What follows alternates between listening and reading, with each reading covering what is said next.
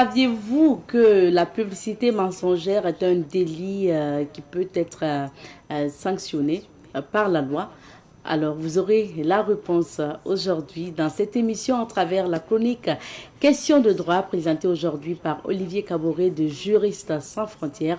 On parle de la publicité mensongère. Et avant ça, vous aurez la revue de presse avec Alphonse Ouitrago, suivi de la rubrique Invité du jour.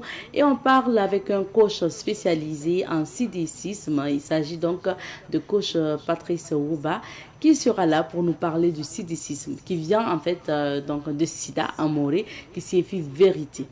Par quelle vérité pouvons-nous passer pour justement atteindre le sommet, surtout atteindre la réussite, le bonheur et réussir dans la vie?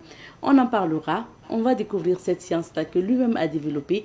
Je vais parler du coach Wouba. Ça sera dans la rubrique Invité du jour. En passant, on parlera du camp vacances humour de Génération 2000. Donc, avec Jones qui a l'habitude d'organiser chaque vacances, ce camp vacances humour. On en parlera également. On vous donnera les conditions pour participer. Madame, messieurs, fidèles téléspectateurs de Bonjour le Faso, Alice, bonjour et bienvenue à ce nouveau numéro de l'émission. Donc, nous sommes mercredi et ravis de vous retrouver encore pour l'aventure. Aujourd'hui, cette semaine, nous nous intéressons donc au quartier Boulmugou, qui signifie tout simplement Puits Rouge. C'est la signification de Boulmugou. Donc, c'est pas loin d'ailleurs de nos sièges. Boulmugou, qui est situé sur la route nationale numéro 1, en partant à Bobo du Lasso. Donc, vous avez Boulmugou, un quartier très connu. Mais est-ce que vous connaissez l'histoire de Boulmugou? Nous décidons de vous la raconter à travers la rubrique à la découverte d'eux. Allez, c'est parti pour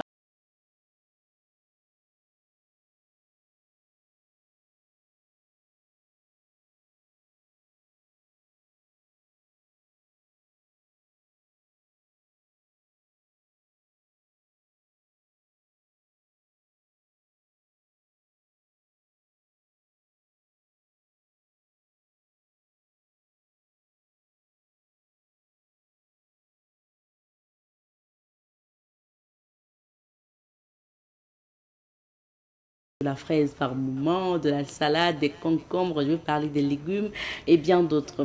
Mais il faut dire qu'il y a des autochtones, il y a donc ces sages-là qui ont vu l'histoire de Boulmugou évoluer et qui ont vu aussi l'histoire de Boulmugou être racontée par leurs dévanciers. Nous sommes allés auprès de ces sages-là pour recueillir leurs témoignages concernant le quartier Boulmugou de Ouagadougou. On vous propose d'écouter. Georges. Mbabadam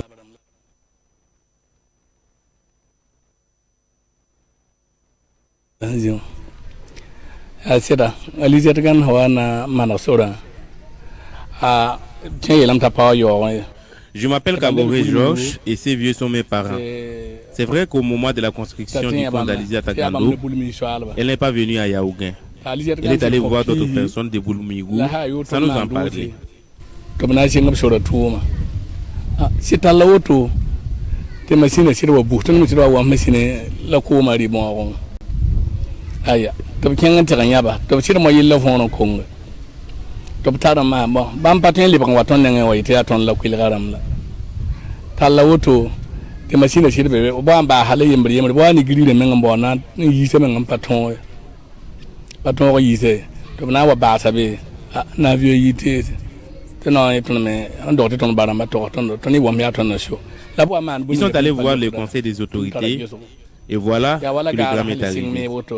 Qu'ils reviennent vers nous pour leur permettre de continuer car leur machine était embourbée et ils ont essayé en vain de la faire sortir.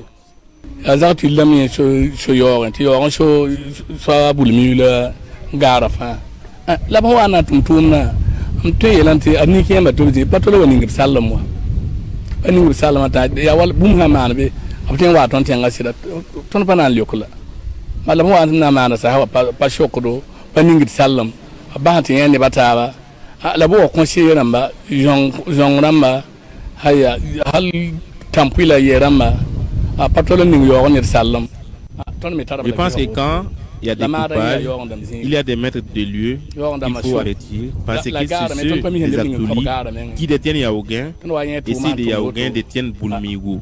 C'est comme la nouvelle gare qu'ils veulent construire. Ils ne nous ont pas informés. Donc, s'il y a un problème, ils sont obligés de nous faire recours.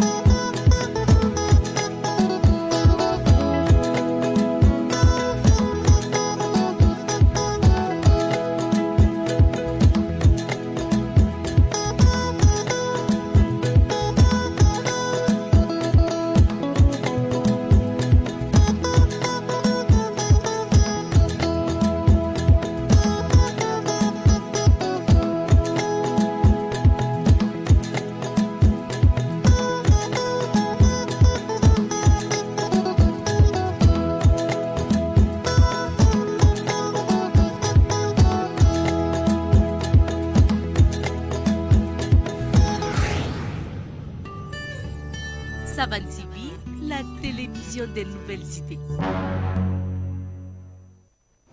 Et pour la suite de cette émission, nous allons d'ailleurs découvrir ce que nous réserve l'actualité. Et c'est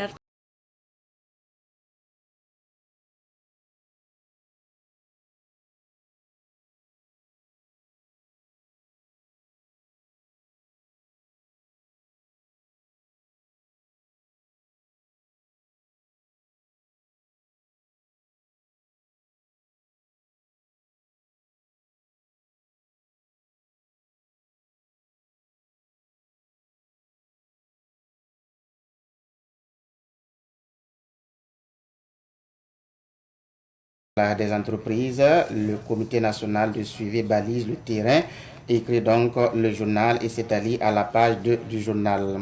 Protection des droits des consommateurs des services de communication électronique et des postes, la CEP rassure, nous informe le journal Le Pays. Toujours dans ce que l'on peut lire, Jeux olympiques 2024, l'entrée en jeu de Burkina aujourd'hui avec le judoka Carmel Koné, nous informe le journal. Consommation de sucre par les enfants, quelques conseils diététiques, c'est-à-dire à la page 2 du journal. Page triste, l'ex-chef du corps du régiment de sécurité présidentielle RSP, le colonel-major Bourema Kiri, n'est plus, c'est-à-dire à la page 4 du journal. Dans la rubrique Révélation, le pays écrit tension ado, Guillaume Souro, Blaise Compaoré joue les médiateurs, c'est-à-dire dans le journal Le Pays. Le journal Le Quotidien affiche ce matin Jeux olympiques Paris 2024. L'objectif est de sortir avec la meilleure couleur de médaille autour du cou. C'est donc une déclaration de Carmel Koné, judoka burkinabé. Pèlerinage à la Mecque 2024. Des agences de voyage dressent un bilan satisfaisant du Hajj. Et Sissin, Ouagadougou, 3 enfants emportés par les eaux de pluie, c'est-à-dire à la page 5 du journal. Le journal Aujourd'hui au Faso nous parle ce matin de la solidarité agissante à l'endroit des personnes vulnérables et écrit la Lonabé remet des vivres et non-vivres de 100 millions à des personnes vulnérables. Iran, le président de l'ALT à l'investiture du nouveau président. Forces armées nationales, décès de l'ex-chef de corps du régiment de sécurité présidentielle RSP, le colonel-major Bourema Kiri, à la retraite, c'est à lire à la page 3 du journal. Nedgo, les sapeurs-pompiers de Koupela sauvent une personne emportée par les eaux, c'est à lire toujours dans Aujourd'hui au Faso. Reconnaissance par la France de la marocanité du Sahara, onde de choc, classe diplomatique avec Alger et menace commerciale, s'interroge le journal. Recensement général des entreprises, le comité national de suivi balise le terrain, nous rassure le journal. L'observateur Palga, lui, nous parle ce matin du pont de Badara dans le Kénédougou et écrit opération commando pour rétablir le trafic demain au plus tard. Forces armées nationales, décès du colonel-major Bourema Kiri. Habitat, une unité de gestion pour apurer le passif foncier urbain. Fête du trône au Maroc, le cadeau royal d'Emmanuel Macron, c'est à lire dans la rubrique Regard sur l'actualité. Merci bien pour ces titres. On revient sur quelques sujets d'actualité concernant notamment ce que les journaux annoncent ce matin. On commence par une triste nouvelle. Le quotidien, donc, ou les quotidiens qui nous parlent du décès du colonel-major Bourema Kiri. Tout à fait. Bourema Kiri, on pourrait dire que ce grand officier de l'armée burkinabé est bien connu. Depuis donc les années 90 parce que il vous souviendrez qu'il a été l'aide de camp de Blaise Compaoré, l'ancien président, depuis donc les années 90 au moment de l'assassinat du journaliste Norbert Zongo. Je me souviens de cette anecdote que cet homme politique m'a raconté.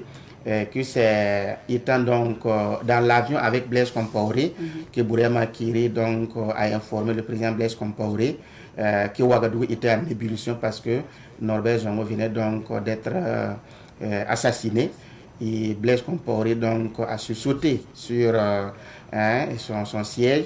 C'est pour dire que il a été cet homme qui est resté collé à Blaise Compaoré pendant des années. Il a été son aide de camp pendant des années. Par la suite, il a été chef de corps au niveau donc, du régiment de sécurité présidentielle. Donc, c'est un homme bien connu, bien admiré au niveau donc, de cet ex-régiment de sécurité présidentielle. Un homme bien connu au niveau donc, de l'armée burkinabé. Je me rappelle encore au moment du procès du coup d'État manqué de 2015, quand il a été demandé sa relation avec le général Gilbert Guingiri, il a déclaré que leur première rencontre a été au moment où le Burkina était vraiment en crise contre le Mali. Étant donc au front qu'il a, pour la première fois, rencontré le général Gilbert Guingiri. Ça montre à quel point c'est un militaire qui a été, en tout cas, qui a imprimé ses marques au niveau donc, de l'armée burkinabé. Alors, pour le procès du putsch manqué, Bourema Kiri a été poursuivi pour complicité d'atteinte à la sécurité de l'État, complicité d'attentat. Il a écopé donc de 5 ans de prison, donc 4 ans de sursis. Donc c'est un militaire qui était à la retraite, c'est un militaire donc qu'on vient de perdre. Mais pour certaines personnes, ils ont en mémoire ce qu'ils ont vécu de cette personne. Je pense à Mousbile Sankara, qui a eu donc et à d'autres personnes comme Luna Traoré qui ont vécu aussi des moments pas du tout faciles à une époque bien donnée.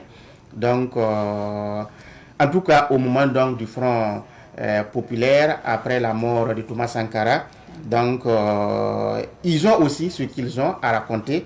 Donc c'est un militaire bien connu que nous venons donc de perdre. Paix à son âme. On passe au deuxième sujet. On s'intéresse au sport maintenant et on s'intéresse à l'élection au niveau de la FBF. C'est aujourd'hui, 31 juillet, que les juges vont statuer sur l'affaire concernant Ali Guissou.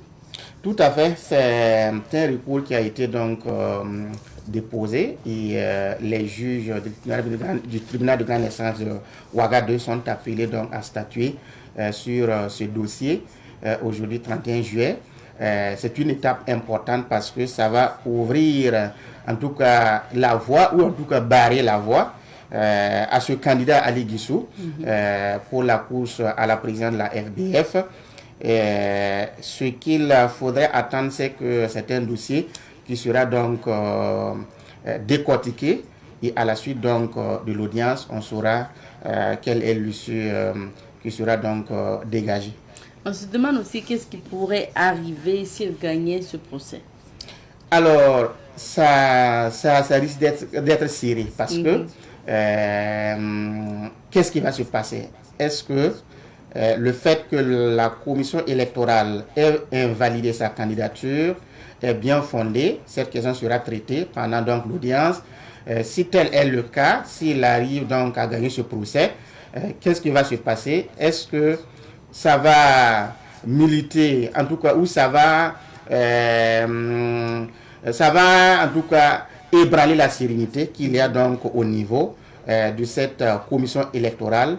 Je n'en sais rien, mais ce à quoi il faut s'attendre, c'est que si sa candidature est validée, si son recours arrive à avoir gain de cause, c'est que il va en tout cas être en lice pour la course, donc la présidence de la FBF. Donc on attendra de voir au cours de cette journée. Merci bien Alphonse. Merci bien Madame Nikema. On va également voir ce que nous réserve Dame Nature aujourd'hui dans ces quelques villes d'affaires, y compris Ouagadougou. Nous recevons sur ce plateau Monsieur Patrice Woba. Il est l'initiateur donc du SIDEMSISM, comme je le disais tout à l'heure. Il a un sommet à venir, donc avec bien sûr d'autres participants, on en parlera tout à l'heure. Mais je rappelle que vous êtes aussi entrepreneur. Donc, bon.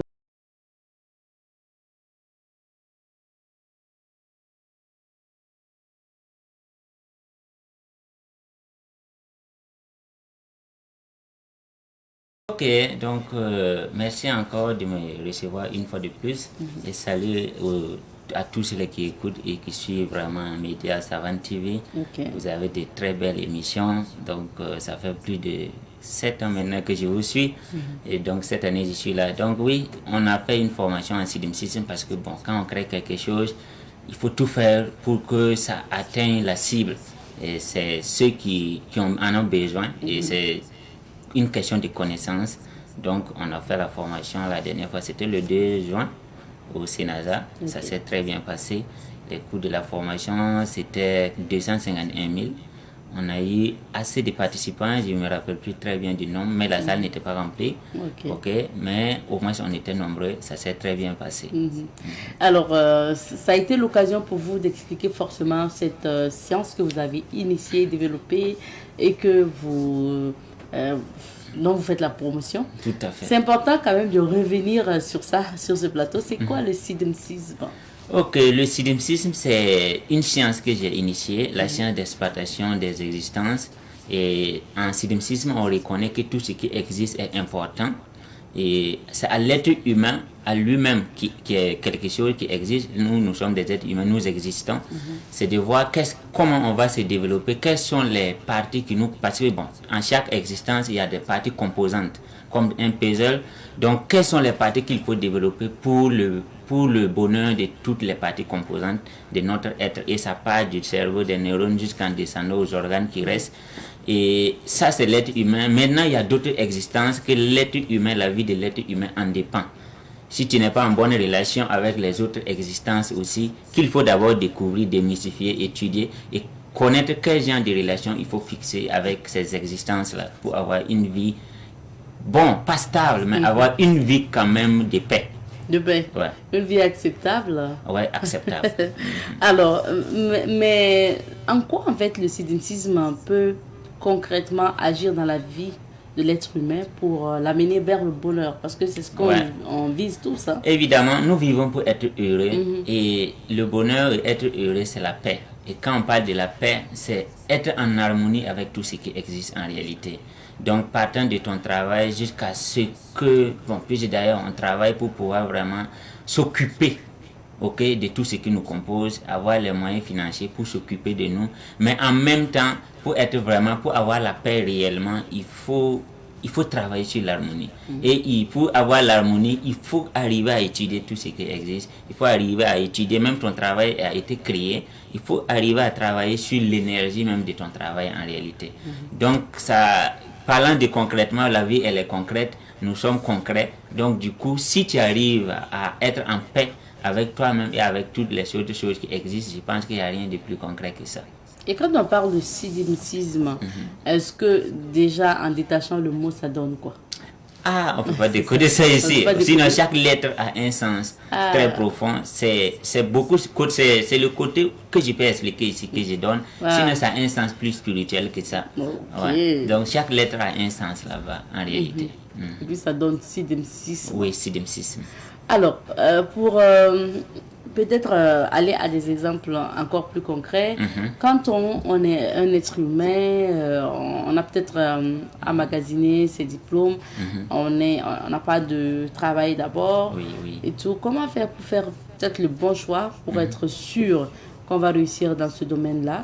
C'est pareil pour la vie active ou la vie de couple. Voilà. Est-ce que le sidimsisme peut orienter la personne vers un bon choix?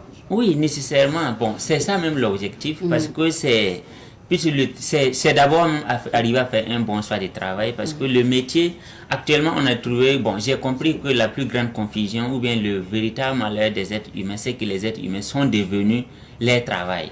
Quand tu croises quelqu'un, tu lui poses la question, quand on dit « présentez-vous », la première des choses, on dit je suis, et quand on dit je suis, la première étape à dire, c'est son travail, il dit qu'il est. Et donc, à partir de là, c'est comme si tu as réduit tout ton être à quelque chose qui a été créé à un moment donné. Pourtant, un travail, en réalité, on travaille pour vivre, mais on ne vit pas pour travailler en réalité. Quand on travaille, on veut prendre les ressources qu'on gagne là-bas pour pouvoir vivre en réalité. Maintenant, la vie, c'est quoi? C'est le fait bon, en sidimsisme, on étudie comment dire, de façon profonde ce que c'est que la vie, et c'est l'interaction en fait. C'est l'interaction des existences, c'est ça la vie. Et quand tu travailles, c'est pour avoir les ressources qui vont te permettre réellement d'interagir avec tous ces êtres et toutes les autres existences qui existent, en parlant d'abord l'interaction entre les humains, le côté relationnel d'abord, qu'il faut travailler là-dessus. Donc du coup, en sidimsisme, si tu étudies et que tu comprends et que tu as le discernement pointu, la seule chose maintenant qui te permet de bien vivre, c'est de pouvoir choisir. Puis ton boulot même, c'est une relation, parce que tu es en contact avec des êtres humains, et ce que tu dois avoir là-bas, il faut que tu arrives à harmoniser avec ce que tu vas aller faire avec l'argent en fait. Il y a beaucoup d'économies que si tu prends, il y a des travaux que si tu mènes, il y a un train de vie que tu ne pourras pas vivre, que tu ne dois pas vivre par exemple. Non, que tu ne dois pas vivre. Donc en fonction de tes sources d'économie et du travail que tu fais. Donc schématiser, définir le style de vie que tu veux vivre, ça va, quand tu sais quel genre de style de vie tu veux vivre, de façon unanime, tu arrives à penser à quel boulot tu dois faire en fait. Moi, par exemple, si à la base, je ne savais pas que... Je n'avais aucune idée en fait de ce que j'allais faire en fait dans l'avenir. Est-ce que je peux venir vous voir pour dire, tenez, j'ai une licence en temps ou un master en temps, mais honnêtement, je ne sais pas vers quel boulot me diriger. Est-ce que vous pouvez dans ce cas orienter? Oui, tout à fait, on peut orienter. En réalité, même ce ne sont même pas les diplômes qui orientent le travail. En réalité, ça n'a rien à voir. Ok, on peut avoir des diplômes. C'est ici que, par exemple, les gens n'ont pas encore tenté de bien étudier. Sinon, on peut avoir 10 diplômes et travailler et mener des activités qui n'ont rien à voir avec ton diplôme en réalité. Et je pense qu'actuellement... Vous, par exemple, vous avez... Oui, on a fait philosophie. Mais ça vous aide? Oui, ça aide en réalité. En réalité, quand on prend un diplôme, ce n'est pas pour aller travailler. En fait, le diplôme, c'est quoi? C'est un papier qui prouve que tu connais certaines choses. Et nous vivons pour connaître en réalité. Donc, le fait d'emmagasiner des connaissances, c'est pour avoir la paix de l'âme. Si tu comprends la vie, si tu comprends beaucoup de choses autour de toi, ça te permet de bien vivre. Sinon, on n'a pas de diplôme pour travailler en réalité. Les diplômes, bon, puis quand on parle de diplôme, c'est des connaissances. Et les connaissances, on n'était pas censé utiliser les connaissances pour travailler. On ne vend pas en réalité les connaissances. On mène des activités qui nous permet de bien vivre, d'être en paix avec soi-même. Ce ne sont pas tes diplômes même qui devraient définir la voie par laquelle il faut passer pour réussir en fait. Même pas.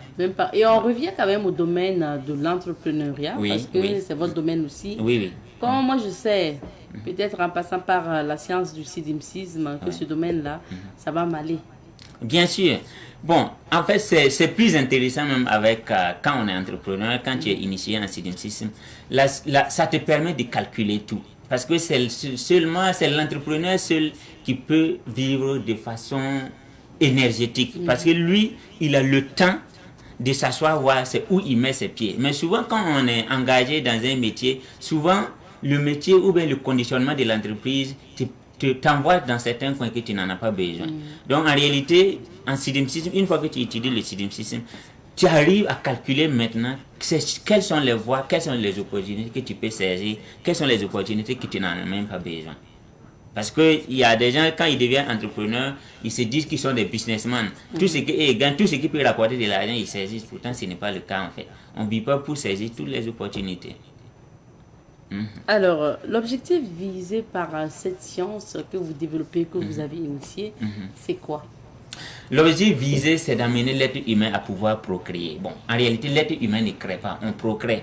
Et on a compris qu'en réalité, en entrepreneuriat, beaucoup de personnes échouent juste par manque de connaissances. Parce que nous partons de comment créer. Mais il faut d'abord étudier tout ce qui existe. Parce que la création de l'homme, c'est quoi? C'est de prendre plusieurs existences et prendre les forces, mettre ensemble. C'est ça qu'on appelle une entreprise. À partir du nom, à partir du logo, à partir de la forme du logo et à partir des couleurs du logo. Et beaucoup de personnes échouent parce qu'ils n'arrivent pas à mettre en harmonie entre le nom, la forme du logo, les couleurs du logo, plus les services qui doivent accompagner. Il y a jusqu'à 4 éléments qui doivent s'harmoniser pour la réussite d'une entreprise. Même si tu es compétent, et d'ailleurs, ceux qui ont les compétences, vraies compétences, ne réussissent pas en entrepreneuriat tellement. Ils réussissent le mieux dans choses et dans le salariat. Il faut que des gens qui sont bien organisés spirituellement créent des choses pour qu'ils viennent travailler en réalité. Donc, en principe, si tu étudies le CDM, c'est pour pouvoir créer. Mais même si tu travailles, tu pourrais schématiser ta vie en matière de style de vie. Tu sais quel genre de vie tu dois vivre, tu dois mener, quel genre de relation, quel genre de causerie, qu'est-ce que tu dois faire avec ton argent quand tu es un travailleur. Mais quand tu es un entrepreneur, ça te permet de bien créer ton entreprise. En réalité, l'objectif, c'est pour créer les entreprises. Créer les entreprises. Ouais. En fait, moi, j'arrive toujours pas à percevoir le lien. Qu'est-ce que moi, ça m'apporte si je viens, si j'étudie le cynicisme, qu'est-ce que ça va éclairer? Qu'est-ce que ça va me dire pour me permettre d'entreprendre? Qu'est-ce que ça va vous dire? Ça va vous montrer ce qu'on peut faire en tant qu'être humain. Okay. Par exemple, là-bas, on étudie les choses qui existent et que c'est Dieu qui a créé, et les choses qui existent dont c'est l'être humain qui a créé. C'est la base. Et après, on étudie le discernement. Okay? Si on finit d'étudier le discernement et on connaît les choses qui existent, qui a créé quoi, on sait maintenant en réalité comment on doit entreprendre. Par exemple, si tu prends ce que les êtres humains ont créé, tu prends les forces, tu veux aller mélanger avec ce que Dieu a créé, ça ne marche pas. Donc, pour entreprendre, il y a des gens, si tu veux entreprendre, si tu sais que tu veux entreprendre en utilisant ce que les êtres humains ont créé, tu sais comment t'aligner. Par exemple, tu ne pourras pas insulter les êtres humains et tu utilises ce que les êtres humains ont créé. Ça ne marche pas. Maintenant aussi, si toi tu veux vraiment créer en prenant ce que Dieu a créé, et les choses qui existent et puis c'est Dieu qui a créé, tu veux vraiment les mettre ensemble pour lancer un projet, ça aussi, il y a des énergies et il y a une position à prendre sur ça en fait. Ah bon, ça, il faut vraiment venir à vos formations et autres pour savoir, avoir la différence entre ce que les hommes ont créé et ce que Dieu a créé et pouvoir agencer pour réussir dans son entreprise. Ça sera l'occasion certainement pour ceux qui vont participer à ce sommet. Pourquoi vous avez décidé d'initier ce qu'on appelle le sommet, donc le sommet des êtres humains pour le développement. Ok, donc ici, c'est dans le cadre des études du CDM System, on a constaté que beaucoup de personnes souffrent. Et que si quelqu'un souffre en réalité, c'est parce qu'il n'a pas le titre d'être humain. En réalité, la faim, le manque, la souffrance, ça relève, c'est dans les créations des êtres humains qu'on a pu créer ça. Quand un être humain porte son titre d'être humain, il ne va pas souffrir. En réalité. Et puis aussi, ce sont les cadres qui créent des problèmes en fait. Vous allez voir que quand on se rassemble, on te colle avec un nom. Par exemple, nous sommes assis ici. Ici, on m'appelle invité. Je n'ai pas le titre d'être humain. Vous comprenez? C'est-à-dire que mes droits sont limités. En fonction, puis c'est une création humaine.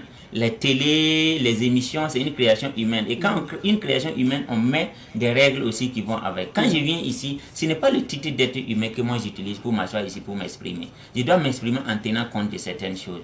Donc nous, on a décidé de lancer un cadre où les gens vont se retrouver. Et ce n'est pas que tu viens en tant qu'étudiant, que tu viens avec un titre donné. On vient avec le titre d'être humain. Okay. Et ça serait un cadre de... Puis on a compris que en réalité, les gens ne souffrent pas par manque de quoi que ce soit, ils souffrent par manque de connaissances. Ok? Et un cadre où on va étudier les choses pour répondre aux besoins. Vous allez voir que quand quelqu'un travaille, il n'a plus le temps. Il est devenu son travail, et dans son travail aussi, on a déjà schématisé. Il n'a plus le titre d'être humain en fait. Et c'est le titre d'être humain seulement qui peut nous sauver. Si tu vois quelqu'un qui souffre, il n'a pas le titre d'être humain. Il est dans un programme ou il est dans un cadre où ce sont les humains qui ont créé et on a mis des règles en réalité. Et dans ça, on ne peut pas s'épanouir. L'âme de quelqu'un et l'esprit de quelqu'un ne peut pas s'épanouir s'il passe plus de 20 ans dans un cadre où il n'a plus la dimension d'être humain en réalité. Donc voilà pourquoi on a créé Sommet des êtres humains pour le développement. Ça serait comme un cours du soir. En réalité, c'est à 18h30 que ça va se passer une fois dans le mois. Où dans ce cadre-là, on se réunit et tu viens avec ton titre. Quand tu rentres dans la salle, tu oublies tout ce que tu fais comme activité pour avoir l'argent et tout. Ici, tu viens avec le titre d'être humain. Et ce sera au lancement qu'on va donner le programme.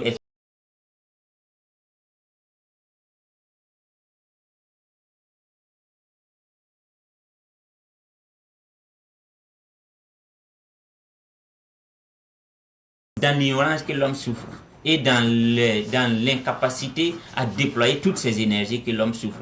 On est rempli de beaucoup d'énergie, on est rempli de beaucoup de force. On a des milliards de cellules en nous, on a des milliards de neurones en nous, mais quand tu commences à faire un travail, tu ne peux même pas exploiter 1%. Aucune activité ne permet à un être humain d'exploiter 1% de ses potentialités. Ce n'est pas possible. Ah oui? Non, même pas. Donc on a étudié et on a dit ok, comme c'est comme ça, on va initier un cours du soir, une fois dans le mois, où on traite les vrais sujets, connaître la vie avec les enjeux qui en suivent.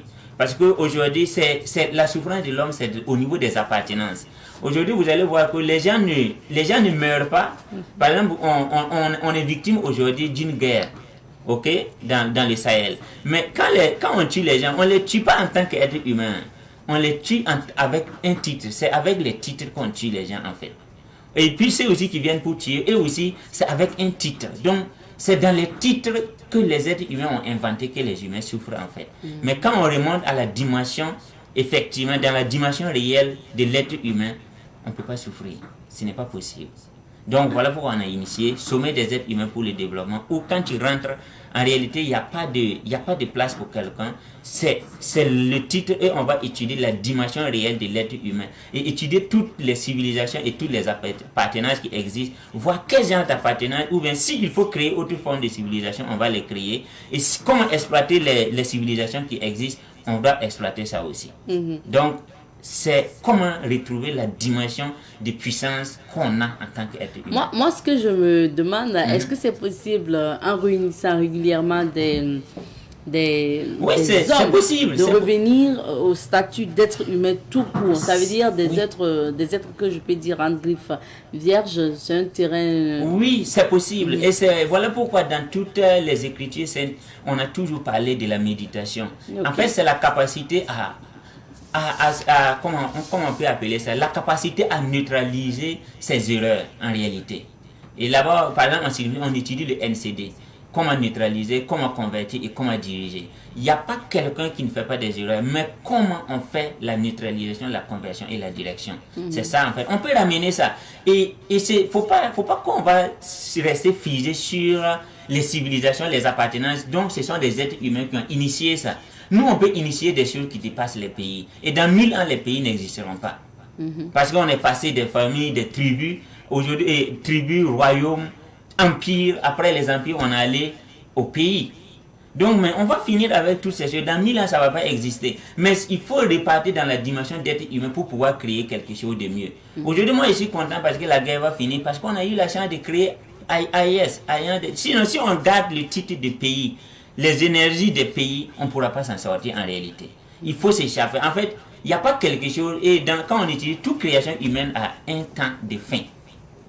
Il n'y a pas un être humain qui va initier quelque chose qui ne va pas disparaître un jour. Maintenant, comment et vers la disparition, ceux qui appartiennent toujours au programme sont en train de souffrir. Parce que la chose est en train de se détruire. Par exemple, quand on est dans une maison et la maison veut tomber, il faut que vous sortez en réalité. On ne peut pas construire une maison et puis vouloir que ça reste là dans l'éternité. Donc il faut arriver à sortir. Mais on a construit des maisons, les appartenances et les titres qu'on a, ce sont comme des maisons qu'on a construites. Et souvent les maisons sont en train de se dégrader et on est dedans, on ne comprend pas, on en souffre. Donc c'est comment renvoyer les êtres humains au titre d'être humain et repenser être humain et voir maintenant quel style de vie on veut vraiment vivre et ne pas être des sosies du passé. Parce que être dans les appartenances qui ont été créées par des êtres humains dans le passé, c'est être des sosies du passé. Et ça, on ne peut pas bien vibrer, on ne peut pas avoir l'énergie et la dimension d'être humain si on a une appartenance, si on est des sosies du passé. Ça ne marche pas. Aujourd'hui, quand on voit quelqu'un, la seule chose qu'on demande, on veut savoir son ethnie, il vient d'où, donc ça ne marche pas en fait. Et ça, ce sont des affaires. Il ne faut pas confondre la vie avec les affaires. On est des êtres au-delà, c'est nous on a initié les affaires. Et comment ne pas être victime des affaires, c'est ça qu'on doit étudier là-bas. Alors, Monsieur Oba, est-ce que après avoir participé à ce sommet, c'est sûr qu'on va repartir avec des énergies, repartir avec peut-être transformé, mais est-ce que si on sort de la salle de ce sommet-là, encore on retrouve notre famille avec les mêmes problèmes, ça ne va pas revenir? Non, ça ne va pas revenir, parce qu'en réalité, c'est une association qui sera créée au bout de 6 mois. Donc c'est pour aboutir à la création d'une association. Et même le siège de l'association, ça sera construit normalement en 2026. Ça vient. Et les programmes, ça sera lancé en 2025. Mais pour le moment, on commence par le sommet pour aboutir à l'association des êtres humains pour le développement, où on va construire le siège de l'association avec une énergie donnée, avec une vision donnée. Donc participer, c'est... Si une seule personne est transformée, le reste, ça va suivre. Et moi, j'en ai expérimenté quand j'ai rejoint le coach. Actuellement, il y a mon grand frère qui est là. Il y a beaucoup de choses qui sont en train d'être converties vers un peu la vision. Si tu es transformé réellement. Et voilà pourquoi ça ne se fait pas une fois dans le mois. Ce n'est pas une fois et puis c'est fini en fait. Et d'ailleurs, pour que ça se passe bien, on est allé à 5000 pour pouvoir se réunir une fois dans le mois, 5000 pour voter pour la connaissance pointue. Et on recommande des documents aux gens, ils n'ont pas l'économie pour pouvoir vraiment s'acheter. Et il faut maintenant lancer ce genre de choses-là pour étudier et faire des grands programmes et montrer aux gens la vie et les enjeux. Beaucoup de personnes vivent, ils ne savent pas que leur appartenance peut être un problème pour leur vie. Ils ne comprennent pas ça.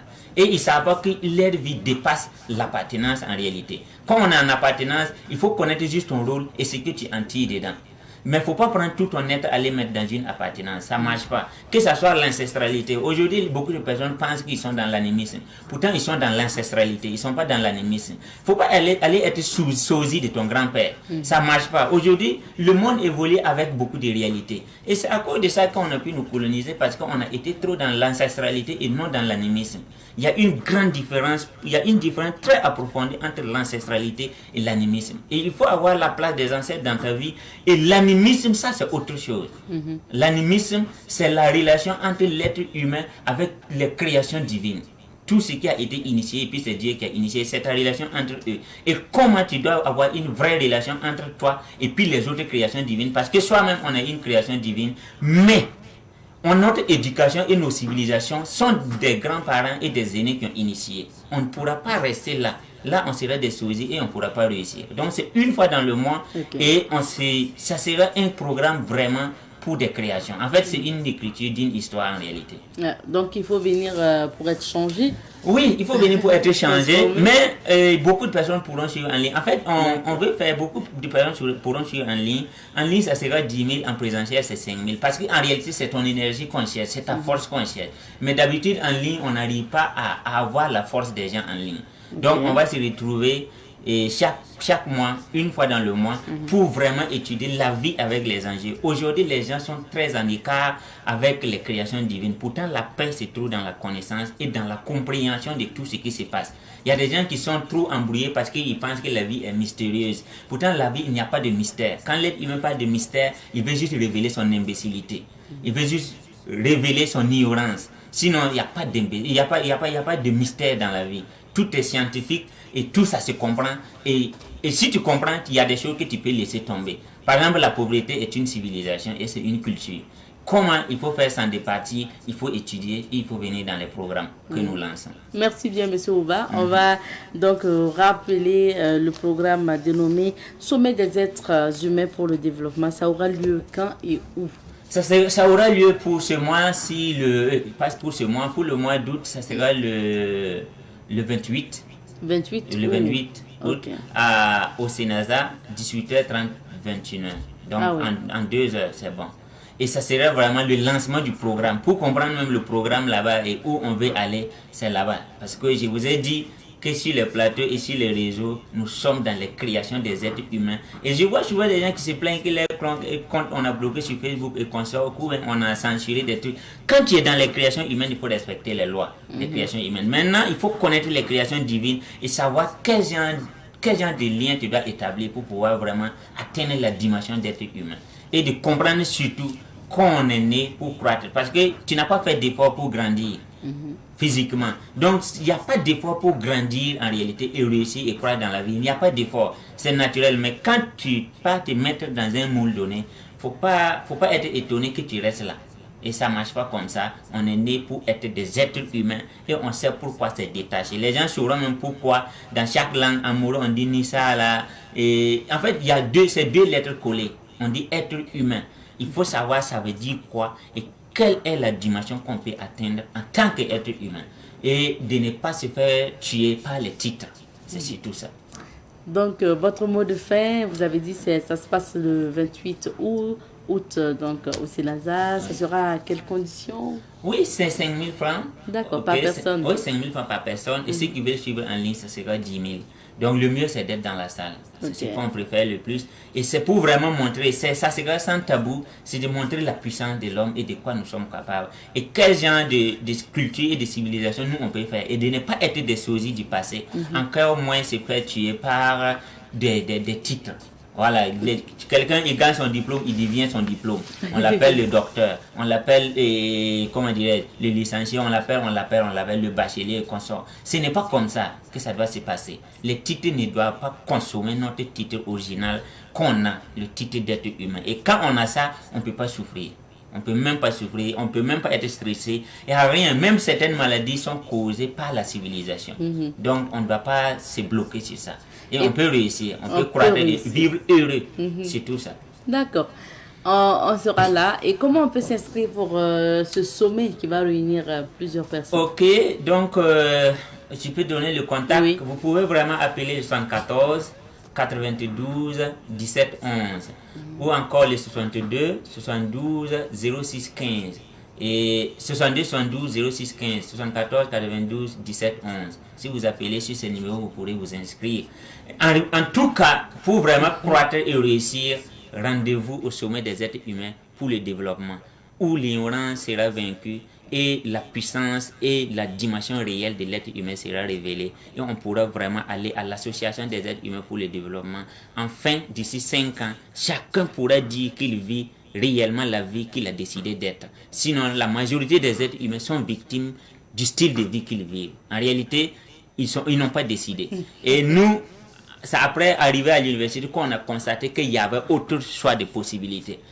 Et là, beaucoup de personnes, c'est après avoir fini, quand ils commencent à travailler, qu'ils découvrent qu'il y avait d'autres choix de possibilités. Et souvent, les choix de possibilités qui existent ne sont pas les seuls choix. On peut créer même d'autres choix. Parce que, oui, parce qu'il y a beaucoup de choses. Tout ce qui a été créé, tous les styles de vie que les gens vivent, ça a été créé. Et si tu vérifies, tu ne vois pas quel genre de vie tu veux vivre, tu peux imaginer ce que tu veux et on va le créer. Et nous, on l'a fait. En tout cas, le style de vie que nous on vit aujourd'hui, on a décidé de le créer grâce aux formations de Ameris et grâce au fait qu'on rêvait une vie qu'on voulait. Parce que si tu n'as jamais imaginé ce que tu veux, en réalité ça ne marche pas. Et beaucoup de personnes meurent sans imaginer. Parce que imaginer, c'est de créer ce qui n'existe pas. Les gens vivent sur des suppositions et ils pensent que la vie est limitée à ce qu'ils voient, aux choix qui existent. On peut créer des choix. Merci beaucoup. Je rappelle que nous recevions sur ce plateau M. Patrice Ouba. Il est donc l'initiateur du SIDEMSISM. Il était là pour nous parler de ce sommet des êtres humains pour le développement. Ça aura lieu le 28 août prochain au niveau du Sénasa. Merci, on s'arrête ici pour l'entretien d'aujourd'hui. On marque une petite pause et on retrouve d'autres invités juste après. Nous poursuivons avec l'émission d'aujourd'hui. Cette fois-ci, on donne la parole à des annonceurs et nous parlons du camp vacances humour, initié notamment par Jones, aussi dans le groupe Génération 2000. Et nous sommes avec des jeunes qui ont participé notamment à ce camp vacances humour l'année passée, qui sont eux-mêmes aujourd'hui membres du comité d'organisation. Nous sommes avec Dimitri Yamego, qui est donc communicateur du comité qui organise le camp vacances humour. Bonjour Dimitri. Oui, bonjour. Bienvenue. Dorcas Kabouri est également sur ce plateau. Elle est comédienne, humoriste. Bonjour Dorcas. Bonjour. Merci à vous d'être sur ce plateau pour nous parler du camp vacances humour. De quoi s'agit-il, Dimitri? Camp vacances humour était un projet de formation en humour et pendant les vacances initié par M. Jean-Aimé Bayili, alias Jones du groupe Génération 2000, dans le but de préparer les futurs talents à prendre la relève, à produire des spectacles de qualité et surtout à promouvoir et professionnaliser le secteur.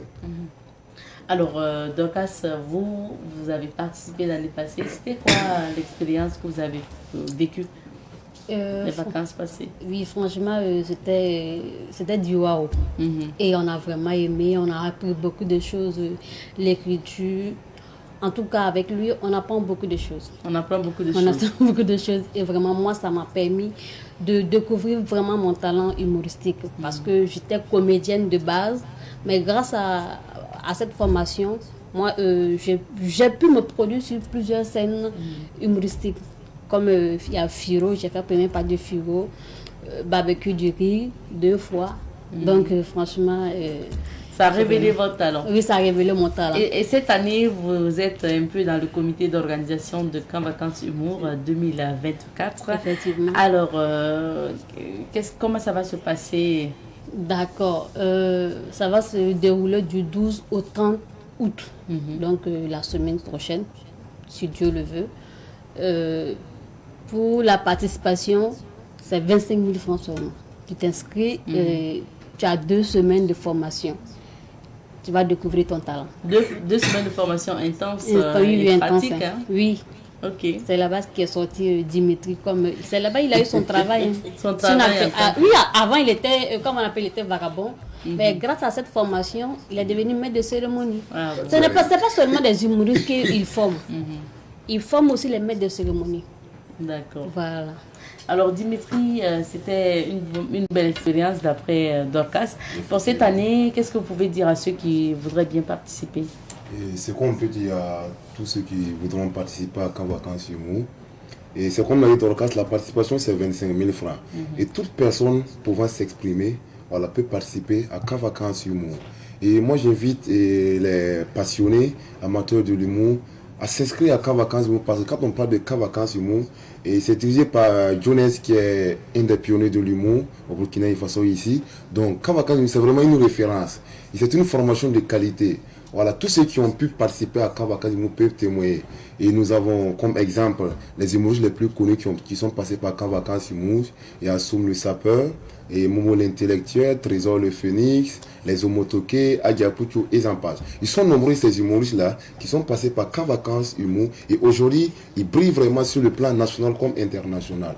Et comme l'a dit, c'est pas l'humour seulement, il y a également la maîtrise de cérémonie. Et moi je suis ici de la promotion 2023. Voilà, pour la maîtrise de cérémonie. Et vraiment, Camp Vacances Humour a été une base pour moi. Parce qu'après la formation, et le formateur, il accompagne les élèves.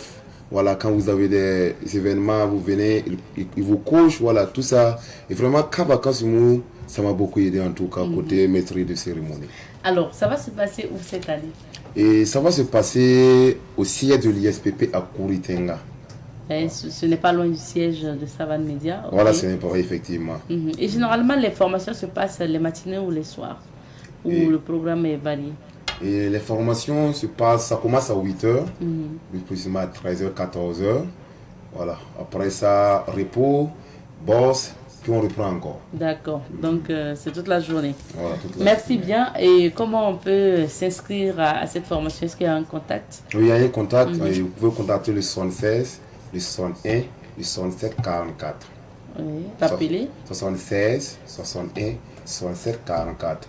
Voilà, quand vous contactez ce numéro, vous pouvez vous inscrire et vous aurez plus d'informations concernant Camp Vacances Humour 2024, 9e édition. Merci bien, Dorcas. Le mot de fin?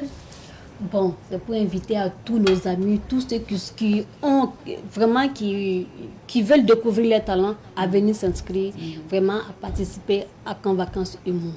Et comme Dimitri l'a dit, quand tu as le talent caché et que tu peux t'exprimer, n'hésite pas, fonce. Parce que ce qui me plaît chez lui, en fait, ce qui me plaît chez Jonas, quand tu finis la formation, que tu as des difficultés, il suffit de l'appeler, il va te coacher. Ce n'est pas, la formation ne reste pas, ce n'est pas les 2 semaines seulement. C'est jusqu'à où là. Il va te coacher jusqu'à ce que toi-même tu sois waouh. Merci beaucoup. Merci. Donc rendez-vous à partir du vous avez dit 12 au 30 août au niveau du siège de l'ISPP pour découvrir et participer à ce Camp Vacances Humour, la 9e édition by Jonas, tout simplement. Merci d'être passé et puis on vous raccompagne. Merci beaucoup. Aujourd'hui, dans la chronique Questions de droit avec Olivier Caboret de Juristes sans frontières, nous parlons de la publicité mensongère. Bonjour Olivier. Bonjour Abzeta et bonjour aux téléspectateurs. Bienvenue sur ce plateau. Alors Olivier, quand est-ce qu'on dit qu'une publicité est mensongère ou une publicité dite mensongère? Alors, ce qu'il faut comprendre par cette notion, c'est que si on doit aller dans une approche commerciale, les marketeurs disent que pour vendre un produit, il faut articuler autour de ce produit-là une certaine communication. Mais communiquer pour vendre ou vanter les mérites d'un produit pour bien vendre ou susciter l'intérêt des potentiels clients ne doit pas être une occasion pour tromper ces potentiels clients-là. Et c'est dans ce sens que le législateur burkinabé depuis un certain temps a mis en place une loi, notamment la loi numéro 80-2015/CNT portant réglementation de la publicité au Burkina Faso, encadre toutes les équations relatives à la publicité. Et quand on parcourt les dispositions de cette loi, vous verrez qu'à l'article 96, cette loi dit que est constitutif de publicité mensongère, ou du moins c'est constitutif de publicité mensongère, toute publicité qui contient des allégations ou des prétentions qui visent à induire le consommateur en erreur.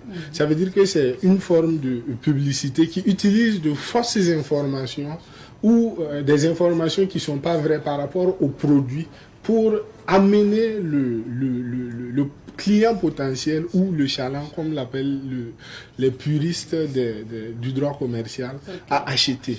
D'accord. Donc il y a de la tromperie, tout à fait. On va le dire. D'accord. Alors, est-ce qu'il y a un support de publicité précis pour que l'infraction soit constituée? Alors, ce qu'il faut comprendre ici aussi, c'est que la loi parle de toute forme de publicité, quel qu'en soit le support. C'est vrai, les supports que nous connaissons classiquement ou de façon traditionnelle, c'est la télé, la radio et la presse écrite. Oui. Mais la loi prend en compte les nouvelles donnes, c'est-à-dire Internet, et même les moyens que nous ne rencontrons pas souvent, tels que l'envoi de prospectus ou les affichages. Ouais. Donc, tous ces supports peuvent être incriminés si la publicité est mensongère. D'accord. Voilà.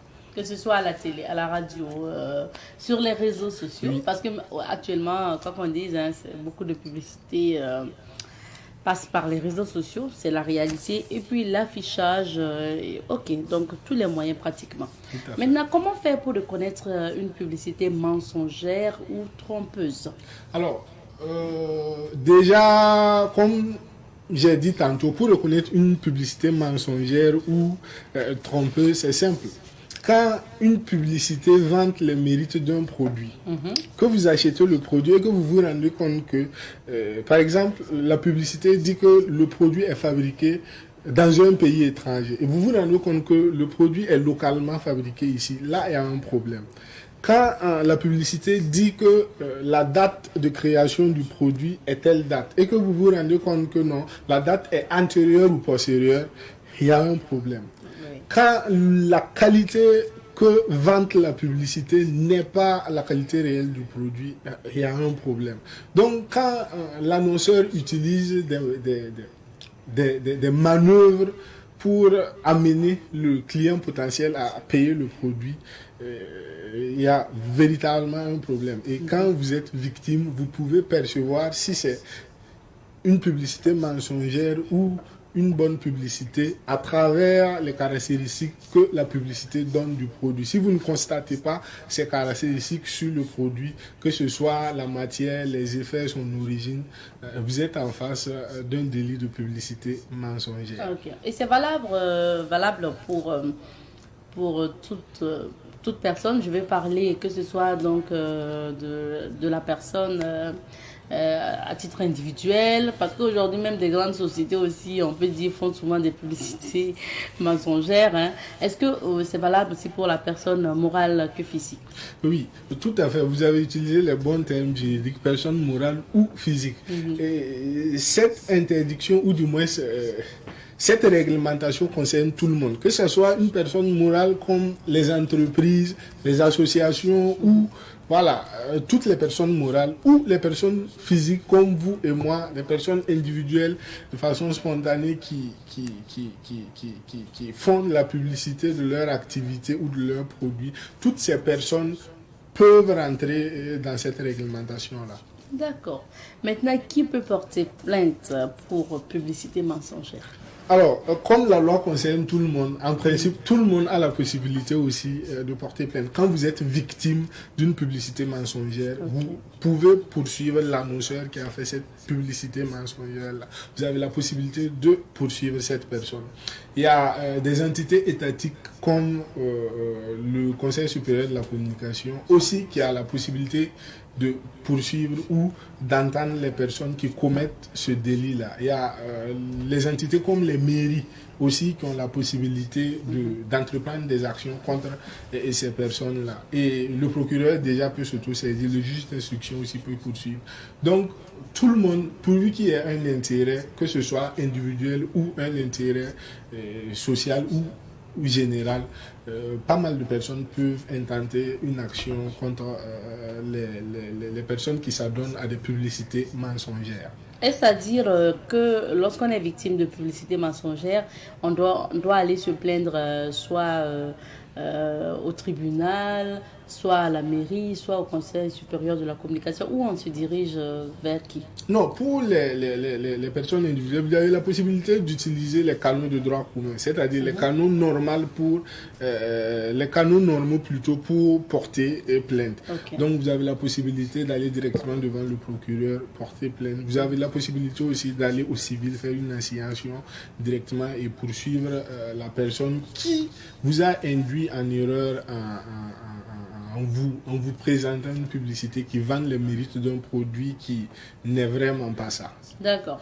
Et depuis qu'on parle, ce qui me taraude l'esprit, quand on parle de produits, enfin de tromperie ou de publicité mensongère, est-ce que après l'utilisation, par exemple, du produit, si on a des conséquences, des répercussions, est-ce que c'est en ce moment qu'on doit aller se plaindre, se disant que là, j'ai été victime de publicité mensongère?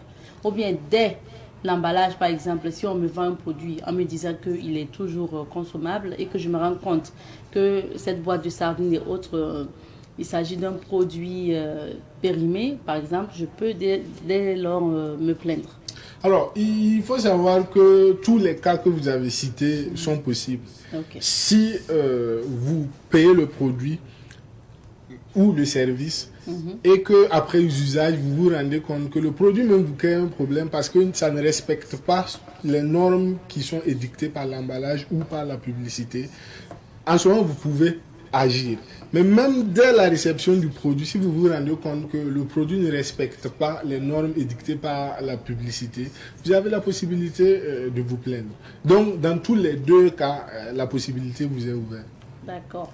Maintenant, prenons les deux notions. On parle souvent aussi de publicité interdite. C'est quoi la différence? C'est quoi la publicité interdite et c'est quoi aussi la différence entre la publicité interdite et la publicité mensongère? Alors, la publicité interdite touche des secteurs d'activité dans lesquels il est pratiquement impossible de faire la publicité. Le législateur a cité un nombre d'activités dans lesquelles on n'a pas le droit de faire la publicité. Voilà. Donc là, c'est déjà une interdiction formelle. Au niveau de la publicité mensongère, on vous permet de faire la publicité, mais de ne pas utiliser des termes mensongers ou des artifices qui vendent un produit sans que ce produit-là ne puisse produire les effets précisés. Okay. Et quand on parle de publicité interdite, je disais tantôt que le législateur a mis en place un certain nombre de règles. Et par exemple, il est interdit de faire la publicité pour les produits illégaux. Les produits qu'on ne doit pas vendre en principe, on ne doit pas pouvoir faire la publicité pour ces produits-là. Il est interdit de faire de la publicité pour les produits de contrefaçon ou de contrebande. En plus de cela, dans le contenu de la publicité même, il faut faire attention, puisqu'il ne faut pas faire des publicités qui vont porter atteinte à un certain nombre de valeurs, comme les valeurs religieuses, les valeurs culturelles et même l'image des personnes, surtout de la femme ou de l'enfant. Il faut faire très attention dans le contenu. Parce que si vous avez un contenu qui porte atteinte à toutes ces valeurs que je viens de citer, on peut vous créer des problèmes. Ou du moins, vous créez des problèmes vous-même. Maintenant, comme publicité interdite, je vais tenter de citer à la volée un certain nombre de secteurs dans lesquels la publicité n'est pas autorisée. Par exemple, quand on prend le tabac et les produits du tabac, il est formellement interdit de faire la publicité de ces produits-là. Même si ces personnes sont des mécènes ou des parrains dans des activités, on ne doit pas faire de la publicité, surtout les activités culturelles de jeunesse ou des activités de sport. Il faut éviter de faire la publicité de ces produits-là. Voilà. Je dis bien, même si les personnes sont mécènes ou parrains, on ne doit pas faire la publicité de ces produits-là. Il y a ce qu'on appelle les boissons alcooliques. La publicité des boissons alcooliques est vraiment interdite, surtout sur les terrains de sport, les centres culturels et les regroupements de jeunesse. On ne doit pas faire la publicité des boissons alcoolisées dans ces regroupements-là. Et cette interdiction touche la boisson alcoolique quand le degré d'alcool dans la boisson dépasse les 10% du volume. Ça veut dire que les boissons alcoolisées à 10% de volume là ne doivent pas en principe faire l'objet de publicité dans les radios, dans les télés et même dans la presse de façon générale. Il faut éviter. C'est vrai qu'il y a une nuance après parce que la loi permet à ces personnes-là de pouvoir faire un peu de publicité quand elles sont parrains ou marraines plutôt ou mécènes dans certaines activités. Mais on les oblige d'ajouter un terme ou un message qui appelle à une consommation modérée. Voilà. Donc, on ne peut pas faire de publicité en principe pour les produits éclaircissants. Et je pense que le CSE nous l'a rappelé depuis un certain temps. Et c'est formellement interdit, que ce soit sur les réseaux sociaux, sur Internet, sur les médias traditionnels. C'est formellement interdit de faire la publicité pour ces genres de produits. Même les médicaments. Oui, les produits pharmaceutiques sont interdits de publicité. Pour pouvoir faire la publicité de ces produits-là, il faut avoir un visa du ministère de la Santé. C'est le ministère de la Santé qui analyse l'impact et l'intérêt de la publicité et du produit et donne son visa. Ce qu'il faut retenir, c'est que les produits pharmaceutiques traditionnels font partie de cette interdiction. Donc, en principe, on ne devrait plus croiser devant les feux de signalisation les affiches indiquant un certain nombre de produits traditionnels. C'est formellement interdit. Pour le faire, il faut demander un OK du ministère en charge de la Santé.